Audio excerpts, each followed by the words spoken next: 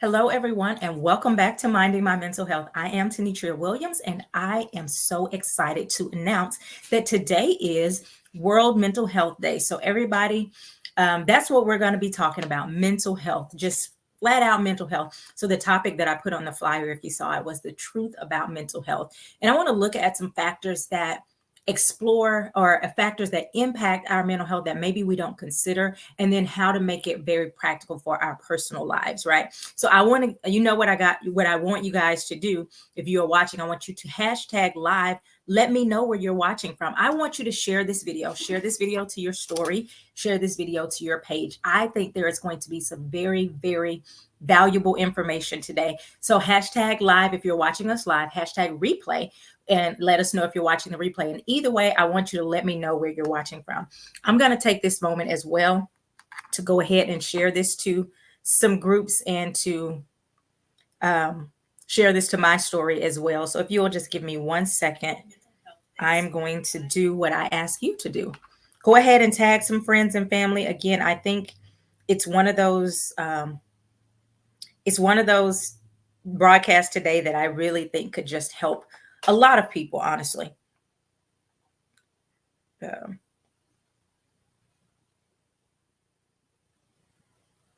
me 1 second.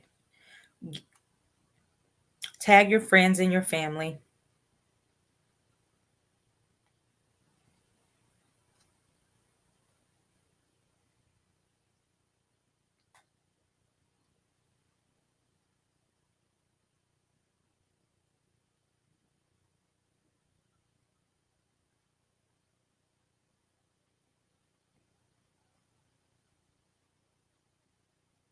I hope you guys are having a wonderful Thursday. Again, today is World Mental Health Day. And I wanted to bring some awareness to the day itself, but also more importantly, some awareness into what we do in this mental health profession and why it's so important, and ways, again, that we can take care of our mental health in a very practical way. So again, I see a couple people joining. Go ahead and hashtag if you're watching, hashtag live if you're watching us live, and hashtag replay if you're watching the replay. Hey, Mama. Hey, Sonia. Welcome, welcome, welcome. Tag some friends, tag some family. Share this to your story and to your page. So again, today is World Mental Health Day. And the purpose of the day is to raise awareness about mental health issues around the world and to mobilize efforts in support of mental health.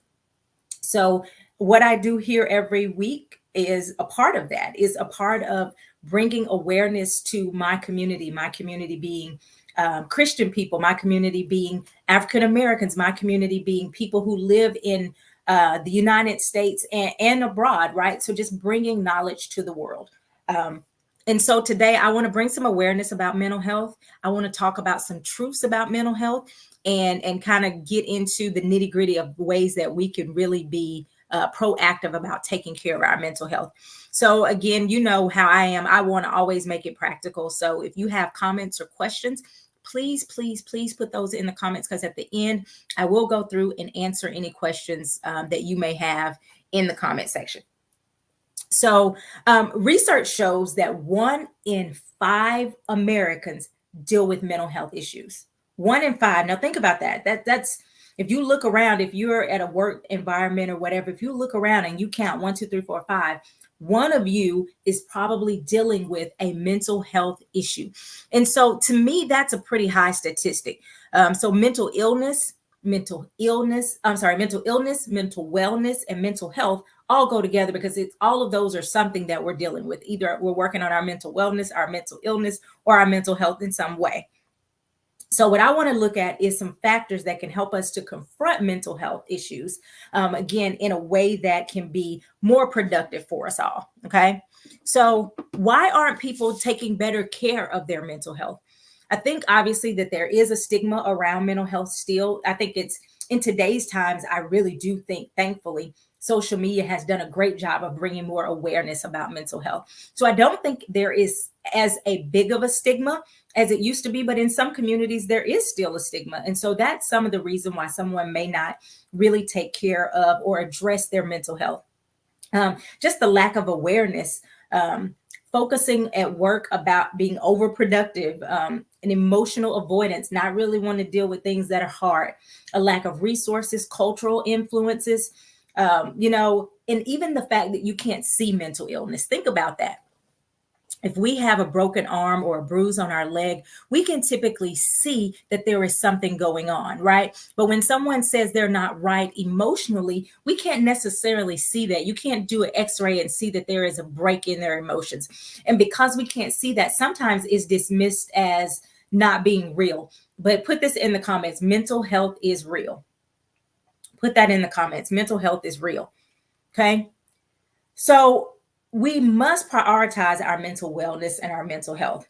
Our current mental health model is really not designed to be proactive. It's really designed to be more reactive, meaning we focus on treating an issue after there is a problem, and we don't always look at ways to be preventative in taking care of our mental wellness so that it doesn't become mental illness, right? And so I think a part of it, when we're talking more globally, a part of it is being able to say, hey, we need to look at this from a different perspective, as not just mental health professionals, but as a world, as an organization, as a society, not looking to be so reactive but proactive. But let's be honest, there is a lot of money that goes into being reactive, and so because of that, a lot of times insurance companies and things like that, they don't really want to pay for services if they're for proactive resources, right? They want to pay for services that are after the fact and reactive. So those are some things that need to happen on a more global scale, of working to get more payments for things that are preventative measures, like going to counseling because you're feeling okay and you want to continue to feel that way. Being able to, just like with our medical system, we have things like wellness checks that are they're free. You can go and you can get your teeth cleaned once or whatever. You can go and get a checkup, especially for kids. They'll have those things. We need to have things like that built into our mental health system as well. And so there needs to be some advocacy on a higher level as to ways that we can deal with this more proactively. But again, I think me, I want to always, again, make it practical. And so some of you may be going, that's a little over my head. I wouldn't know where to start. I am going to talk about some things that you personally can do that will help you to deal with your own mental health. So the first thing is that we have to really prioritize our mental health. Okay, so go ahead and put that in the comments. I have to make mental health a priority. I have to make my mental health a priority. So we must prioritize our mental health and our wellness. Again, the more global scale, people kind of look at the financial things and all of that stuff. But we need to be able to say, on a more global view, we need to explore the current setup of the typical workday. Like people work 8 to 10 to 12 hours a day, leaving very little time for them to actually spend time taking care of themselves, spending time with their family, doing all of these things, right? And so we have little time for our family, while our children are also on very tight schedules. I know our girls are both very active in after school activities. And so the children are on rigorous schedules. Then we need to look at the demand for employers always asking for more productivity while not offering more financial stability, right? So we're saying we need more out of the employees, but we're not giving them more compensation. What am I talking about? I'm talking about working all the time, being under this expectation of produce more, while also struggling with the thought of, I'm not spending enough time with my children or my wife or my family. I'm not having the finances to do what I need to do. That is emotional stress, and it can be very damaging to our mental health. We need to look at even the chemicals in our foods. If we're being honest, if you look at food here in America and some of the other places, sometimes America, you will look and they will have maybe 5 or 6 ingredients, and under if the same brand in America, it's sold and it may have up to 20 to 30 ingredients, because there are so many different chemicals to preserve and to do all of these things. Those things can impact our physical and our emotional health. So again, we're looking at a more, and it's legal in the US. So looking at a perspective of saying, hey, all of this that's happening in our mental health is not always a direct calls from us, right? We're not always the person that's saying, oh, well, you should walk more. Yes, we should, and we're going to get into that. But we also have to look at it from a more global scale. There is a lot of demands in our society that we call illness, that we diagnose, but the reality is there is a system that's broken. Because we're living in a broken system, oftentimes we are dealing with the reactivity of living in that broken system. Okay. um, Again, there are ways when you start to hear about these types of problems, like, oh, it's systemic, it's stuff in our food, it's all of that, you can get overwhelmed and begin to think, well, there's nothing I can do about my mental health. But guess what? There is. So I want to look at a more micro level way that we can address our mental health issues. I do think all of those other things that we discussed are important. I think all of those other things are needed. We do need advocacy for those, especially on a day like today. We need to be getting more advocacy to say, hey, we need to talk about how employers continue to put a demand, and we need to talk about the chemicals in our food and all of that. But that's going to be a more long-term solution. So I want to talk about things that you can do starting today. So again, we have to believe that change is possible. Change is possible.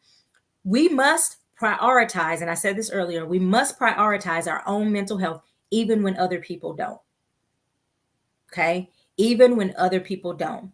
Why don't people prioritize their mental health? Well, there are a lot of reasons, but one of the main reasons that I've really seen is that we have normalized unhealthy. We have normalized being unhealthy. So if everyone around you is saying that relationships are miserable and their relationships suck, and if everyone around you is struggling financially, and if everyone around you is exhausted physically all the time, and everyone around you is complaining about aches and pains, you begin to think that is just life. And so you don't push back on things that you think are just normal. Okay, I want y'all to hear that, because I think that's really powerful.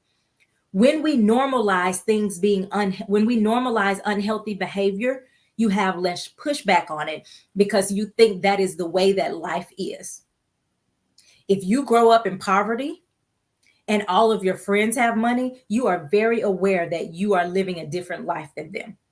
However, if you grow up in poverty and all of your friends and all of your family are also in poverty, you begin to think that that is the way that life is. And so you accept things that may not necessarily be healthy for you, but because you have normalized it, or it has been normalized around you, it is very easy to say that's the way things are. Let's see some comments here. Short-term things that we can change now, and even long-term things to work towards. Absolutely, Everett. That's what we're going to be getting into today. So again, we've normalized being exhausted. We've normalized unhealthy relationships. And we've got to change that. We've got to say happiness is possible. Peace of mind is possible.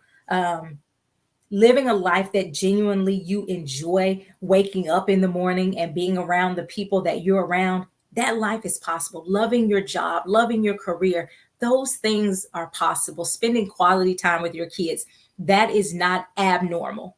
And I want us to get that in our brains, that that is not abnormal. And we're going to strive for living a more mentally well lifestyle.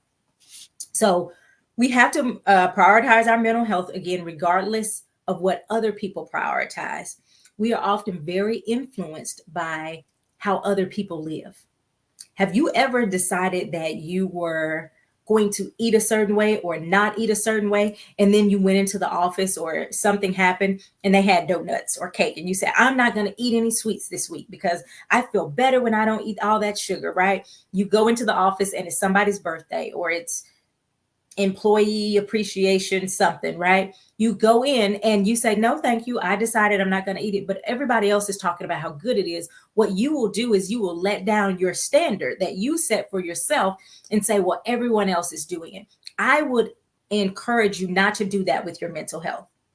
Even if everybody else is letting their mental health slip, if everybody else is wilded out, I implore you to say, I am going to stick to my guns about taking care of my mental health and making it a priority. Because why is that so important? Because literally our life depends on it. Stress is killing people every single day. And I'm not saying that figuratively. Literally, stress is killing people every single day.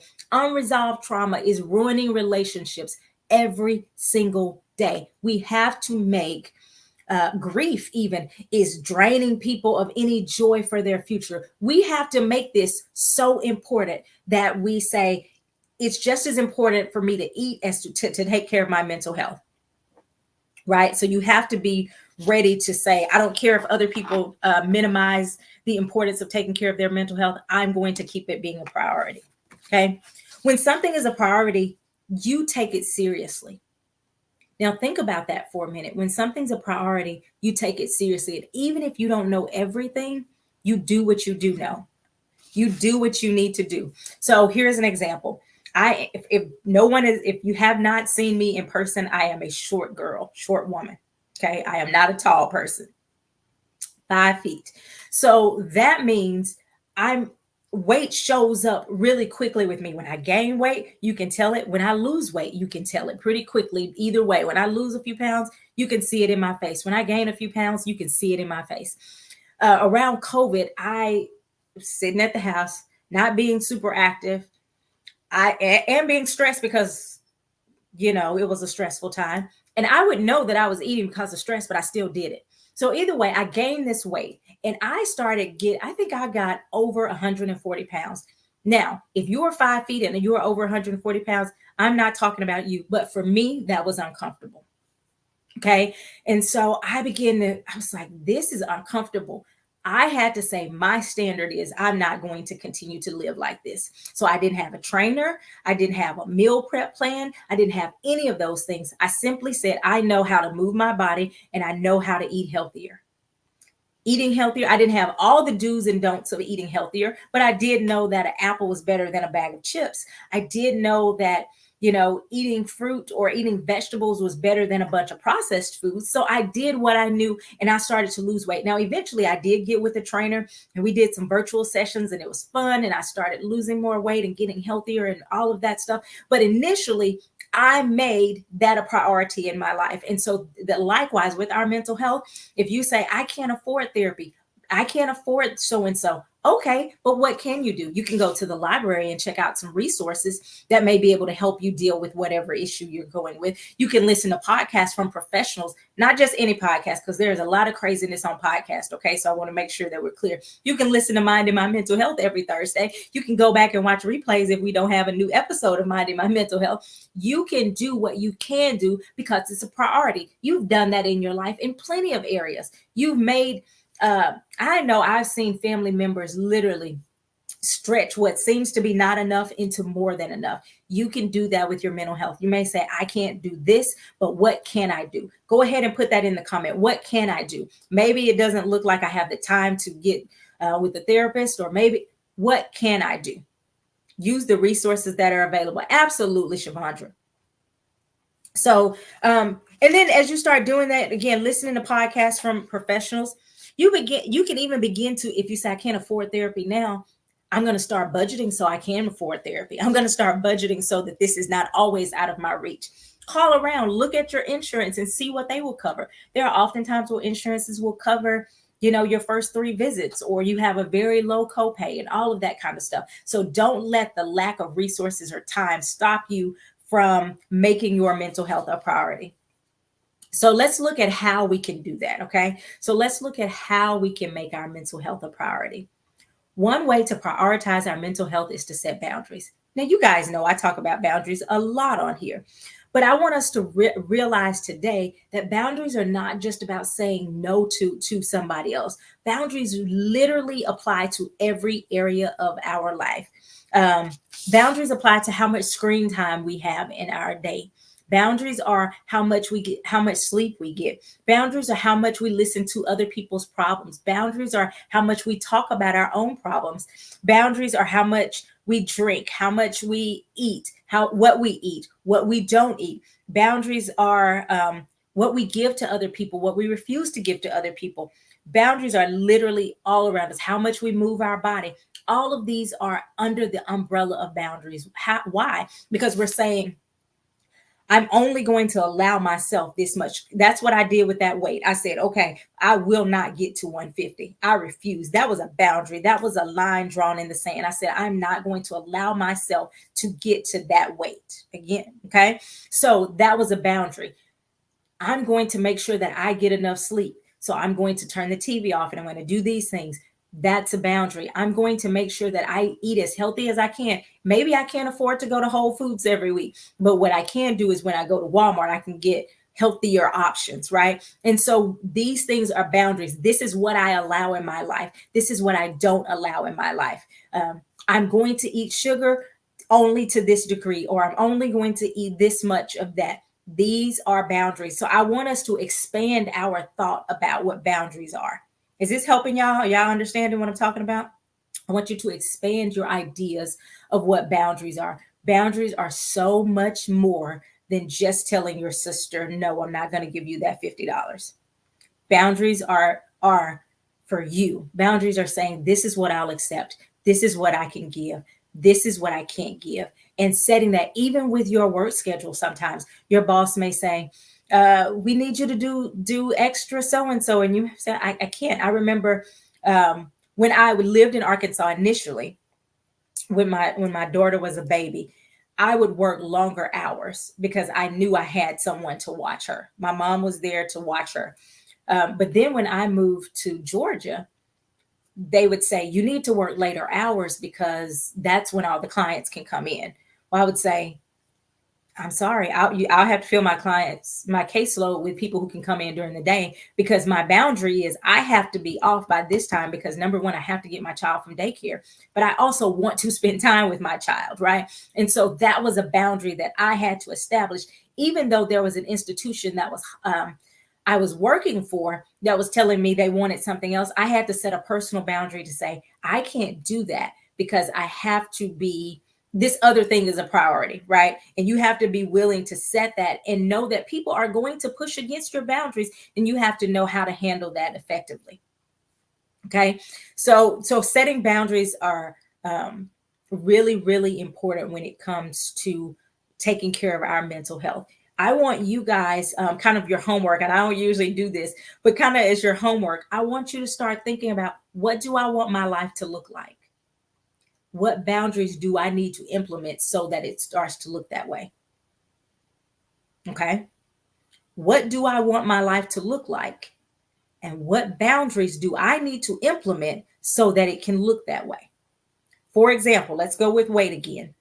If I say I want my body to look a certain way, what boundaries do I need to implement in my diet? What boundaries do I need to implement in how I move my body?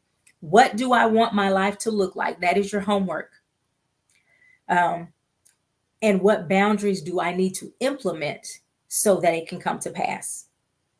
You can shoot me when you figure this out, or when you answer that, you can go and put it on my wall, or come back to this broadcast and put it in the comment section. But I want you guys to really begin to think about that, because sometimes we'll say, I want my life to look like I'm able to afford a cook. Okay, so what are you going to have to do with your finances to be able to get to that place? What kind of boundaries do you have to put into place with your job search? What boundaries do you have to put into place with how you spend your money and where you invest your money? You're going to have to do something differently if you want a different result. Okay. So number one with prioritizing our mental health was set boundaries. Number two is you have to make self-care a requirement and not a luxury. Share this with somebody. Will y'all do that for me? Share this broadcast. Oh, Everett said this year has been the first year that he has implemented boundaries at work. It's a game changer, Everett. It really is. Because most companies, if we're honest, most companies will allow you to work and work and work. And they don't necessarily care about how that's affecting your mental health or how that's affecting your family environment. As long as they're getting the productivity out of you that they need, most companies, I won't say all, but a lot of companies, that's what they care about. So you have to care about those other things, and you have to set those boundaries. Okay, so again, number two is make self-care a requirement and not a luxury. Why do I say that? So many times we think, number one, we have a very narrow view of self-care.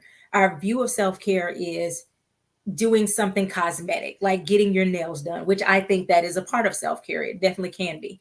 Self-care is getting a facial, those types of things. All of that is well, but self-care is so much greater than that. Self-care is how we take care of our bodies. Self-care is how we establish those boundaries and maintain those boundaries. So you have to make self-care a part of your life and a required part of your life. Dedicate time to take care of you. Okay. Everett says the company will work you until you drop and then replace you in a second. But we have to have good boundaries that are healthy and good. Absolutely, they will. Companies will work you so hard, and something happens to you, and they will have your job description posted on the page before your funeral services oftentimes. And so again, I think you have to be very mindful to say, I'm not telling anybody, okay, be clear. I'm not telling anybody to go and quit your job, or to say, hey, if you don't let me off by 6 o'clock, I'm out of here. But you can begin to say, I don't want to work past 6. Now, what do I need to do to make that happen? Do I need to talk to a supervisor?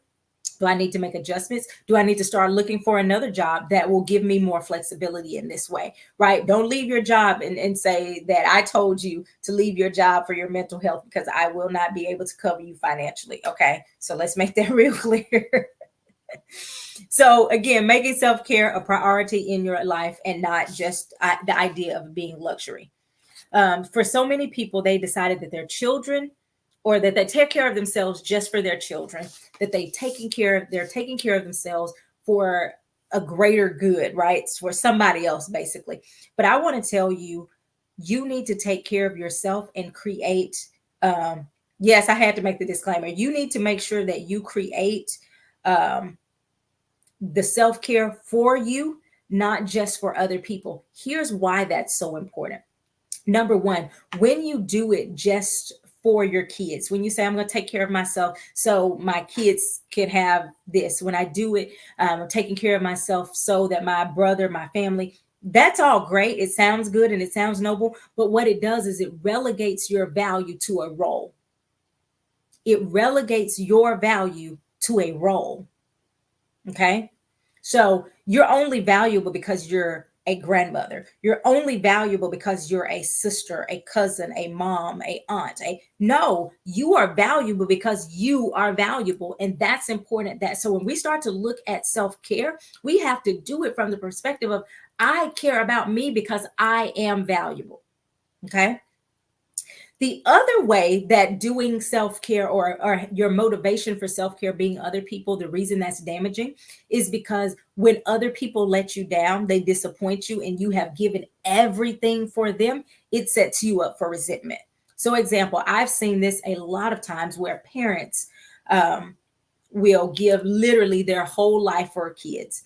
And then they grow up and the kids are either unappreciative, or they do something that the parents don't agree with. And then the parents are so devastated because they have given their whole life for this child to turn out a specific way that they thought that they were raising this child to do. And now that the child is living a life that does not align with whatever the parents deemed as successful, now those parents feel like they have failed because everything they had was rooted in the success of this child, and the success had to look the way the parents defined. I hope that makes sense. So that's why you want to take care of yourself for you, because you don't know how all these other people's life is going to turn out, and you don't want to set yourself up for disappointment because someone else's life doesn't work out the way you want it to. Amy, you say you're not great at self-care. What do you currently do with self-care? And we're going to talk about some things that you can do. Number one, self-care is, and so I actually, it takes us right into what we were saying. Self-care doesn't look the same for everybody, right? So for me, this getting my nails done was not always a part of my self-care. Not my fingers. I always got my feet done because I needed that. But the more I started getting them done, I realized how pretty I thought they were and how much joy that brought me. So it was something simple, but I was like, you know what? I really enjoy that. I like looking down and going, ooh, that color's pretty. And so that's now a part of my self-care routine. But so is exercise. It's a part of my self-care routine. Talking through any emotional things is a part of my self-care routine. Drinking water, eating healthy, Laughing is a part of my self-care routine. So doing things that give you a sense of peace, that allow you to relax and recharge, that's what self-care looks like. And so you have to ask yourself, if I'm not good at it, what's the reason that's holding me back? And what can I start to do today to get better with my self-care? And if you get any insight while we're still talking, Amy, feel free to put that in the comments. If you guys have comments or questions, please make sure you put those in there, because I do want to answer questions at the end. Again, self-care can look very different for everyone. So someone else self-care may be a massage once a week, and you don't feel like you need a massage every week. That doesn't have to be a part of your routine, but there does need to be something that recharges you, allows you to relax, allows you to be in a healthier place. So again, yours may be yoga, not it may be Pilates, it may be walking, it may be running, it may be going to your therapist once a week. Those things are still a part of self-care because it is caring for yourself. Reading your Bible, meditating on the word can be a part of your self-care because it helps you. Okay. Number one, we said how you prioritize it is to make sure that you set boundaries. Number two, make self-care a requirement and not a luxury. And number three, we need you to heal from your past trauma. You need you to heal from your past trauma. If you don't, it's going to keep showing up in your present. If you do not heal from your past, it's going to keep showing up in your present. How does it show up? It could show up all kinds of ways, meaning you could be triggered all the time and be lashing out at people that really didn't do anything. You could be shutting down when you need to be speaking up. You may be speaking up when you need to be quiet. You may be pushing others away. You may be attracting people that are unhealthy for you. There are all different ways that trauma can show up in your life. What you need to do is to say, I know I've got this trauma. And even because here's the thing, what did we say initially? So much of unhealthy behavior has been normalized that so many people don't recognize the impact of the trauma because they see other people dealing with the same struggle. And so they say, oh, yeah, this is how life is. Get around healthy people so you can even identify what's healthy and unhealthy. How do you know that people are healthy? You can begin to say, do they always have drama? Do they have peace with themselves? And asking yourself, do I always have drama? Do I have peace within myself? Do I take care of myself the way I want? Is my life moving in the direction that I want it to move in, right? And so all of these things are ways for you to be able to say, this doesn't feel healthy.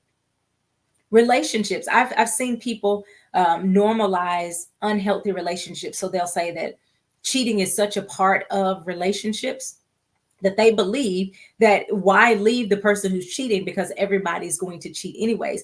That is an erroneous way of thinking, and it will keep you in an unhealthy relationship when there are absolutely people out there who will be faithful, who will treat you well, who will respect you, and all of that stuff. But if you have normalized bottom of the barrel treatment, you will accept it. If you have normalized bottom of the barrel treatment, you will accept it. And so it's important that you begin to say, I've got to heal so that I don't continue to accept bottom of the barrel behavior. Okay. So heal from your past trauma. And the last thing, I want you to learn needed skills.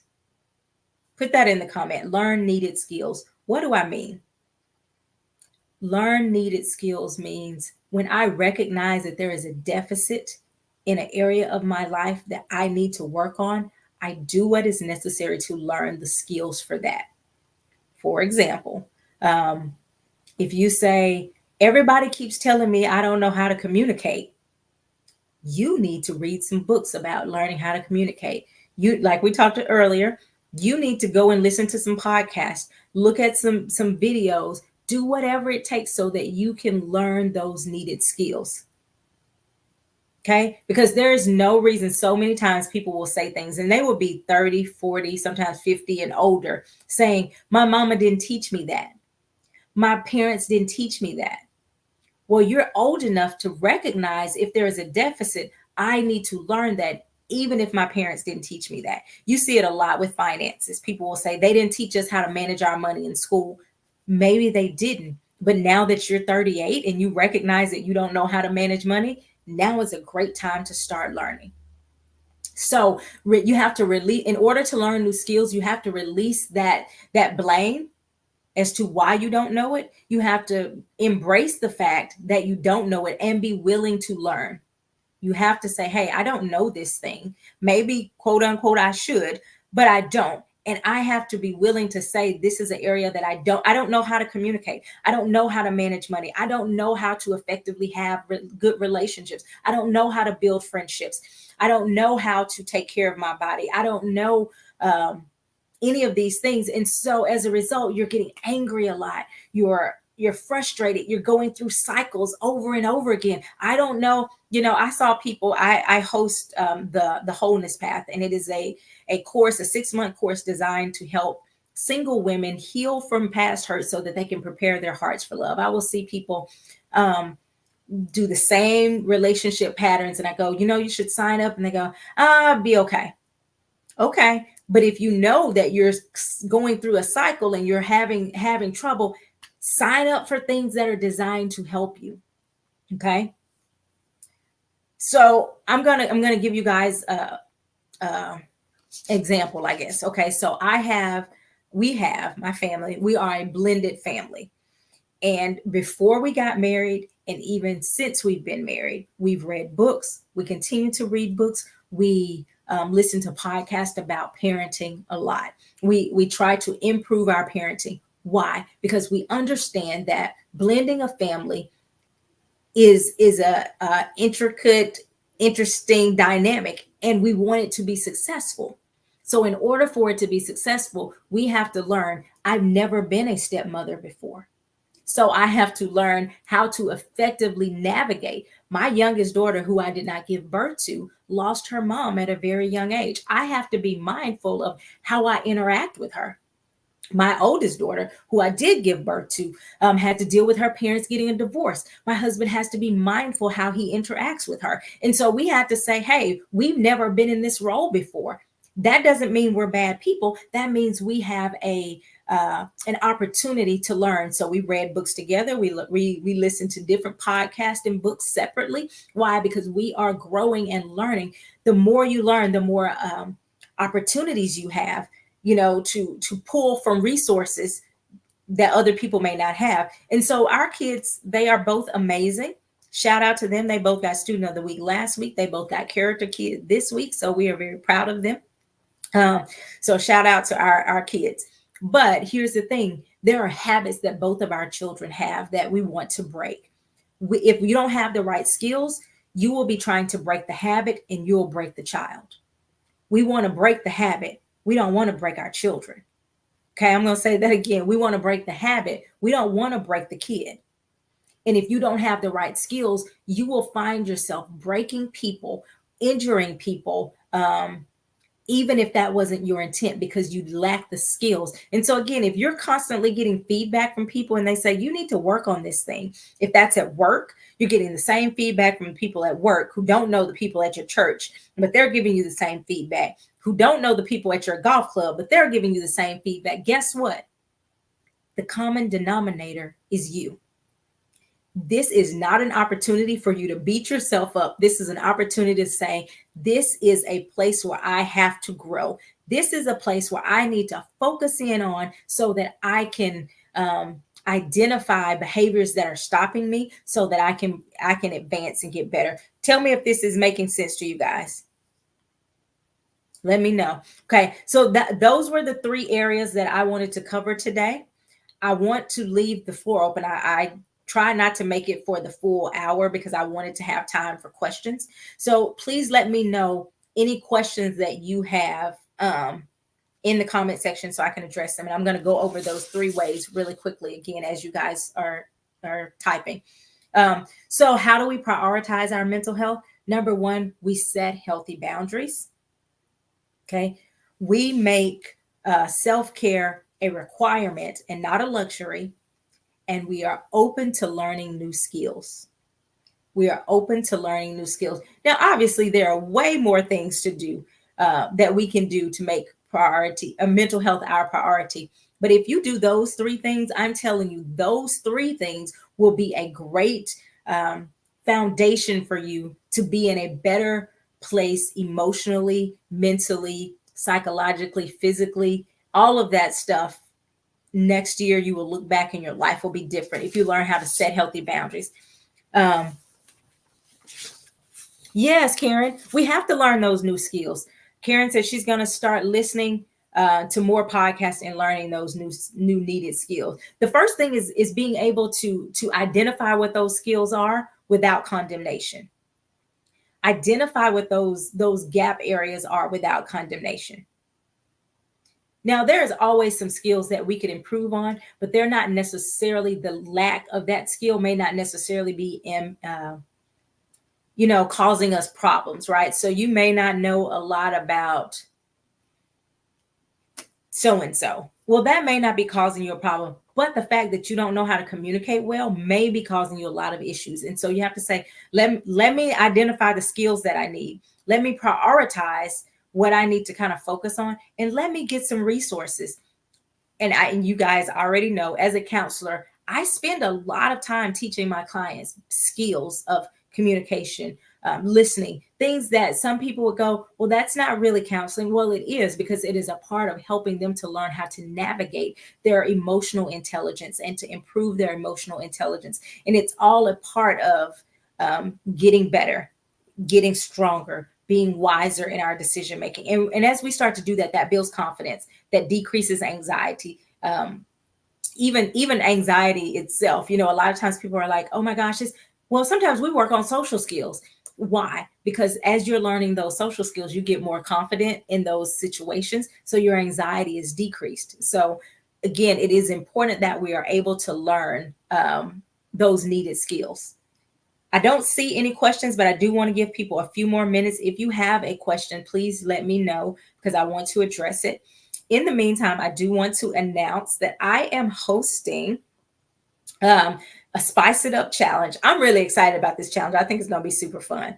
So the Spice It Up challenge is for married women who want to spice up their relationship, their intimacy. Research shows us that the average married couple, is being intimate about 3 times a month.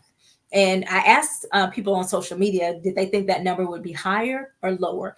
And the people who answered, most people said definitely higher, right? Well, the truth is there are a lot of relationships that need some extra spice. They need to reconnect. They need to reignite that fire, that passion that they once had. Some couples, if we're honest, based on my own research or based on my own experience as a counselor, they never had it.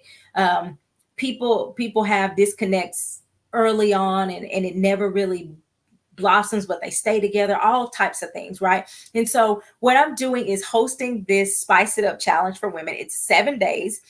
Every day you're going to get a challenge to improve your intimacy. It's only $15. If you want to get in on this, again, it's going to be really fun. It's going to be eye-opening and a growth opportunity. But again, I think we're going to have a lot of fun over there. If you want to do that, shoot me an email. Let me know. I will send you the link, or you can even go to my page and you'll find the link there as well.